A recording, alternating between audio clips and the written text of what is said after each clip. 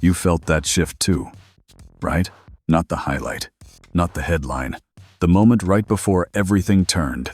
Because what you saw on the surface, Khamzat stepping to Strickland, wasn't the real story. That was just the part they couldn't hide. What most people missed is what led up to it, and why the energy felt different the second they got close. This wasn't promo. This wasn't hype. This was personal. People in that room will tell you when Khamzat Chimaev walked in, he wasn't playing to cameras. No smiles, no back and forth jokes, just locked in, focused. And when he got near Strickland, something shifted that you don't usually see at these events. One voice close to the situation said, "That wasn't for the internet. That was real." Now here's where it gets interesting, because while everyone was distracted by that confrontation, something else had already shaken the MMA world earlier. Rodtang Jitmuangnon getting stopped. That wasn't just a loss. That sent shockwaves through fighters, camps, and insiders who don't usually react publicly. And that's the connection nobody's talking about. Two completely different moments. Same energy shift across the fight world. You've got rising tension between elite fighters on one side, and a result that just disrupted expectations on the other. And behind the scenes, people are already adjusting, quietly. Because when outcomes like that happen, and confrontations like this go off script, it tells you something bigger is moving. So yeah, you saw the clip, but you didn't hear what was said after. And that part? That's where this story actually starts. What most people didn't catch is how early the tone started shifting hours before anyone saw Khamzat Chimaev and Strickland get face-to-face. Fighters, coaches, even media crews were already noticing it backstage. Conversations felt shorter. Jokes weren't landing the same. One staffer allegedly said, "It felt like something was already in the air, like people knew this wasn't going to be a normal media day." And when you hear that from people who've seen hundreds of fight weeks, you pay attention. The first real sign came during a quiet hallway moment that never made it to broadcast. According to someone close to the scene, Strickland had been addressing comments he'd made earlier, nothing explosive on the surface, but sharp enough to carry weight. "I said what I said," he reportedly told a small group, calm but firm. No raised voice, no theatrics. Just that tone Strickland uses when he knows the cameras aren't the main audience. And here's the key word of that exchange: traveled fast. Faster than usual. By the time it reached Khamzat's side, it wasn't just a quote anymore, it was a message. Now this is where the temperature changes. Khamzat didn't react immediately. No public post, no interview response. He stayed quiet, and if you followed him, you know that kind of silence isn't random. One insider put it like this: when he doesn't talk, it usually means he's already decided how he's going to handle it. That's not hype, that's pattern recognition. So while fans were still debating what Strickland meant, people backstage were already watching Khamzat's movements more closely than usual. At the same time, something else was unfolding that shifted the entire fight world's mood. Rodtang Jitmuangnon getting stopped wasn't just an upset, it was a disruption. Fighters who rarely comment were reacting in private chats. Coaches were reevaluating game plans out loud. One veteran voice allegedly said, "That changes how people think about pressure now." And that matters, because when a result like that hits, it doesn't stay isolated. It ripples through how fighters approach risk, pacing, even confidence. Back to the main room, timing started to overlap in a way that didn't feel accidental. As more people processed Rodtang's loss, the attention naturally swung back to the brewing tension between Khamzat and Strickland. Two different storylines, but the same underlying theme: unpredictability. And when unpredictability becomes the mood of the week, everything gets sharper. Words hit harder. Looks carry more meaning. Even silence starts to feel like a statement. Then came the pre-event staging area, the place where interactions are usually controlled, predictable, easy to manage. Except this time, it wasn't. According to multiple voices, there was a moment where both camps were closer than expected. Not planned, not announced, just one of those logistical overlaps that happen when schedules tighten. You could feel the room adjust. Conversations paused. Phones lowered slightly. That subtle shift you only notice if you're looking for it. Strickland, by most accounts, stayed composed. He didn't move toward it, didn't escalate, but he didn't step away either. And that detail matters. One person described it as standing his ground without making a show of it. Meanwhile, Khamzat's presence was different, more direct, more focused. No detours, no small talk, just a straight line through the space, eyes locked in a way that made people clear a path without being told. The actual exchange? Short, controlled, but heavy. No shouting, no wild gestures, just a few words, delivered close enough that only a handful of people could hear everything clearly. One witness allegedly said, "It wasn't what he said it was, how he said it." That tone you don't confuse with promotion, the kind that tells you this isn't for clicks, it's for respect. And Strickland's response? Equally measured. No backing down, no overreaction, just a direct answer, same volume, same distance, two different styles, same message. Neither one was stepping off their position. What happened next is what most viewers missed. After the cameras shifted and the moment passed, the room didn't relax right away. People lingered. Conversations stayed low. A few media members looked at each other like they'd just seen something they weren't sure how to describe on record. Because it didn't fit the usual script. There was no clean soundbite, no viral one-liner, just tension that felt real enough to carry beyond that room. And here's the layer that ties it all together. While everyone online focused on who won that moment, insiders were asking a different question: why did it feel different? The answer keeps pointing back to timing. Rodtang's shock loss had already reminded everyone how quickly outcomes can flip. Add a face-to-face like that, quiet, controlled, unresolved, and you get a fight week where nothing feels guaranteed. So when you replay that clip, don't just watch the seconds you were shown. Think about the hours leading up to it, the words that traveled before the cameras rolled, the reactions that stayed off screen. Because the real story isn't just that they confronted each other. It's that, for a brief moment, the entire room knew this wasn't part of the plan, and nobody rushed to fix it. After that exchange, the atmosphere didn't reset the way it usually does. Normally, when two fighters have a moment like that, staff steps in, energy diffuses, and everything goes back to schedule. But this time, the tension lingered.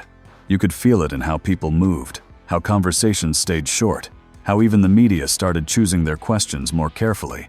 One person close to the scene allegedly said, "Nobody wanted to be the one to poke it again." It already felt close to the edge, and that's where things started getting more interesting. Because instead of escalating publicly, both Khamzat Chimaev and Sean Strickland did something unexpected. They pulled back. No immediate interviews addressing it. No social media reactions. No clips of them breaking it down for fans. Just silence. And in fight culture, that kind of silence doesn't calm things down, it builds curiosity. Fans were shocked, because usually, moments like that get amplified. This time, it felt contained, controlled. And that made people start asking a different question, not what happened, but what's being held back. Behind the scenes, conversations reportedly shifted from speculation to strategy. Camps weren't just talking about matchups anymore, they were talking about positioning. One insider allegedly explained it like this: when things get personal, even a little bit, it changes how you prepare. It's not just about winning, it's about making a statement. And that line, that's what started tying everything together. Because remember, this wasn't happening in isolation. The ripple effect from Rodtang Jitmuangnan getting stopped was still fresh. Fighters across different promotions were quietly adjusting their mindset. That loss wasn't just about one fight, it was a reminder that dominance can disappear in a moment. And when you combine that kind of unpredictability with rising tension between two high-level fighters, it creates a different kind of pressure, a sharper one. Back in the media zone, reporters started picking up on the shift. Questions became more direct, but answers stayed measured. When Strickland was asked about recent comments, he didn't escalate. He kept it simple. "I said what I meant," he reportedly replied. No elaboration, no extra emotion, just enough to acknowledge it without feeding it. On the other side, Khamzat stayed even more reserved. Short answers, minimal engagement, but that didn't go unnoticed. One media member allegedly said, "It's not what he's saying, it's what he's choosing not to say." And that silence? It started carrying more weight than any quote. Meanwhile, the fight community online was doing what it always does, breaking everything down frame by frame. Fans replayed the confrontation, analyzing body language, tone, positioning. Comments flooded in. Some said Khamzat looked more intense. Others said Strickland looked unfazed. The debate wasn't slowing down, it was growing. Emotions ran high. Because now, it wasn't just about facts, it was about interpretation again. And interpretation in combat sports. That's where narratives are built. Then came another layer that most casual viewers missed. Training footage. Clips started surfacing from both camps, nothing directly related. Nothing addressing the situation, but the energy looked different. Sharper, more focused, less playful. Coaches more vocal. Fighters more locked in. One analyst allegedly pointed out, "You can tell when something external is driving intensity." This feels like that. That observation added fuel to the conversation. Because now, people weren't just watching what was said, they were watching how both fighters were preparing. Looking for signs. Looking for confirmation that this tension was real. At the same time, insiders started hinting that the confrontation might not have been the first moment of tension, just the first one that got seen. One source allegedly said, "That wasn't where it started. That's just where people noticed it." That statement shifted the timeline completely. Because if that's true, then what we saw was only a small piece of a bigger situation. And that idea? That's what kept the story alive. Because now, the question wasn't just about one interaction, it was about everything leading up to it. Everything behind it, and everything that might come next. Meanwhile, people close to both fighters reportedly stayed careful with their words. No one fully confirming anything, no one fully denying anything. Just controlled responses, measured reactions. And that kind of consistency? It usually means one thing: everyone involved understands the stakes. Because once a situation like this crosses from private tension into public awareness, it changes how it's handled. Every move becomes calculated. Every word becomes intentional. And right now, both sides are moving like they know exactly how serious this has become, which only leads to one conclusion. Whatever this is, it's not over. What started as a tense moment was now turning into something that felt bigger than a single interaction. And the people closest to it could feel that shift before anyone else. The energy around Khamzat Chimaev and Sean Strickland wasn't just about a disagreement anymore. It was about presence, about control, about who was willing to hold their ground without saying too much. And that kind of tension, it doesn't fade, it builds. As the days moved forward, more behind-the-scenes details started quietly circulating. Not loud leaks, not viral clips, just small confirmations from people who were there. One insider allegedly said, "It wasn't just that one moment. There were looks earlier, short exchanges, things that didn't get picked up." That line changed how people started viewing everything. Because now, the confrontation wasn't the beginning, it was just the first time it became visible. And once that idea took hold, the narrative shifted again. Fans were shocked, but they also became more invested. They weren't just watching anymore, they were tracking. Looking at who arrived where, who stood near who avoided who. Social media turned into a timeline of movements, with people connecting dots in real time. And every small detail started to feel like a clue. Meanwhile, inside both camps, the focus reportedly got sharper. Training sessions became more intense, but also more private. Fewer cameras allowed, less access. One voice close to the situation allegedly said, "When things get like this, you stop letting everything be seen." That kind of move isn't unusual, but the timing made it stand out. Because it happened right after that exchange. Right after the tension became public. At the same time, the ripple effect from Rodtang Jitmuangnon getting stopped was still influencing how fighters were thinking. That result hadn't faded, it was sitting in the background of every conversation. A reminder that no matter how confident you are, things can flip fast. And when you combine that awareness with rising personal tension, it creates a mindset that's different from a normal fight week. More focused, more calculated, more serious. Back in the media space, things continued to feel controlled but not relaxed. Questions about the situation kept coming up, but answers stayed minimal.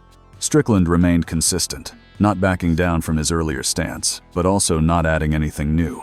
That balance, firm but restrained, kept people guessing. Was he choosing not to escalate? Or was he waiting for the right moment? On the other side, Khamzat's approach stayed even more reserved. No extra commentary, no attempts to explain or justify anything. Just presence, and that presence, it started speaking louder than words.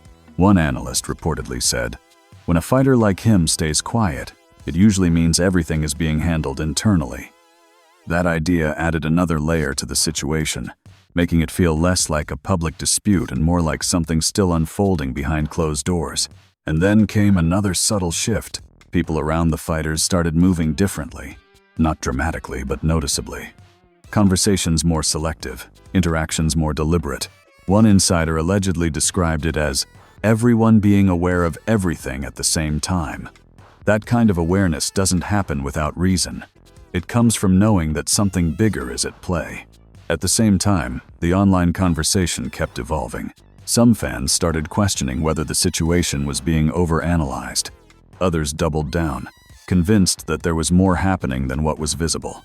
The divide grew stronger, debates got louder, and as always, the lack of clear answers only made people more certain of their own interpretations. Emotions ran high across the entire community, because now, it wasn't just about a moment, it was about meaning. What did that exchange really represent? Was it respect being challenged? Was it boundaries being tested? Or was it something deeper that hadn't fully surfaced yet? Those questions didn't have clear answers, but they kept the story alive. And behind it all, one thing remained consistent: control. Both sides were moving with intention, not reacting emotionally in public, not feeding the narrative directly, just letting it build, letting it develop, letting people talk. And sometimes, that's more powerful than any statement, because when you don't explain something, people fill in the gaps themselves. And right now, there are a lot of gaps, which means the story isn't slowing down. It's just getting more layered.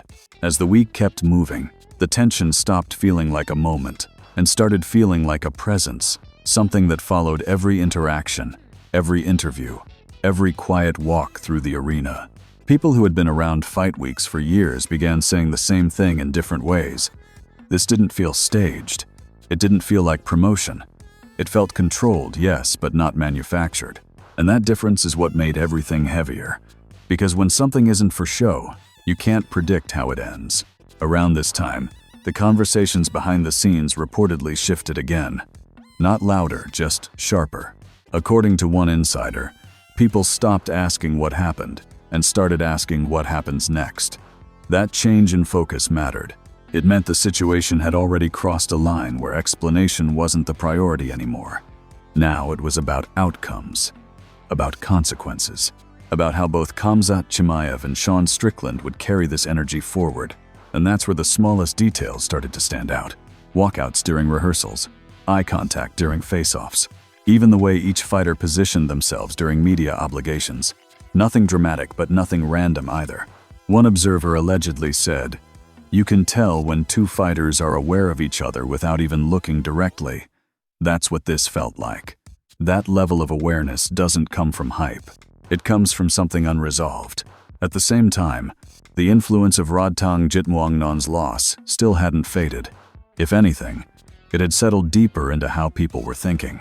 Fighters weren't just talking about skill anymore, they were talking about timing, pressure, vulnerability. That loss had reminded everyone that no matter how dominant you look, one moment can change everything.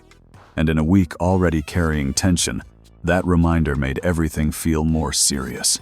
Backstage, access reportedly tightened even more. Fewer open areas, more controlled movement, conversations happening in smaller circles. One source described it as less noise, more intention. And when environments shift like that, it usually means the people in charge understand that something delicate is happening. Not explosive, but sensitive enough that it needs to be handled carefully. Meanwhile, the media kept pushing, trying to get a clearer answer, a stronger quote, something definitive. But both sides stayed consistent. No escalation, no denial, just controlled presence. Strickland maintained his direct, unfiltered style, but without adding new fuel. Khamzat remained composed, speaking only when necessary, letting his silence carry meaning. And that balance? It kept the situation right on the edge, never resolving, never exploding. Fans were still divided. Some believed the moment had already passed. that it was being overanalyzed. Others were convinced it was building towards something bigger. Social media stayed active, debates continued, and every new clip, even unrelated ones, got pulled into the conversation. Because once a narrative like this takes hold, it doesn't need new evidence to survive. It feeds on attention. And then there was the question nobody could answer directly. What was actually said in those quiet seconds? Because the footage only showed part of it. The angle, the distance, the audio, it all left gaps. And those gaps became the center of the story. People filled them with assumptions, with interpretations, with theories that felt real enough to argue about. One insider allegedly hinted, if people heard everything clearly, they'd understand why it felt different. That statement didn't confirm anything, but it added weight, which is exactly what kept everything alive. Because now, it wasn't just about what happened, it was about what might have been said, what might have been implied, what might still be unresolved. And that uncertainty, that's what gives a situation like this staying power. As fight night approached, the focus outwardly returned to competition. Matchups, strategies, predictions. But underneath that surface, the tension didn't disappear. It just settled into something quieter, something more controlled. And sometimes, that's more significant than open conflict, because quiet tension doesn't burn out. It waits. One analyst reportedly said, the most important moments don't always happen in front of cameras. Sometimes they happen in how people carry themselves after. That perspective shifted the entire narrative forward, because now, it wasn't about revisiting what already happened, it was about watching what comes next. How do they move? How do they respond? How do they handle being in the same space again? Those questions don't come with immediate answers, but they define everything moving forward. And right now, one thing is clear. This situation hasn't been resolved. It's just been contained. So now you've seen everything, the tension, the silence, the moments nobody can fully explain, and the biggest question is still sitting right there in front of you. What actually happened in those seconds that nobody can clearly hear? Because you watched Khamzat Chimaev step in with that energy. You saw Sean Strickland stand his ground without backing off, and you felt how different that moment was compared to normal fight week hype. And at the same time, you can't ignore how Rodtang Jitmuangnan getting stopped shifted the entire mood across the fight world. Fans are shocked. Emotions ran high, and the entire MMA community is split right down the middle. Some of you think it's just tension that comes with competition. Others believe there's something deeper that hasn't been said publicly yet. So now I'm putting it on you. What do you think was really said in that moment? Was it just words? Or was it something that changes how these fighters move going forward? Drop your take in the comments and don't keep it basic. Break it down. If you caught something others didn't, say it. If you think people are reaching, explain why. This is one of those moments where your perspective actually matters. And if you want more breakdowns like this where we go beyond the surface and tap into what's really happening, make sure you hit like and subscribe right now. Because the next time these names come up, it might not stay this quiet.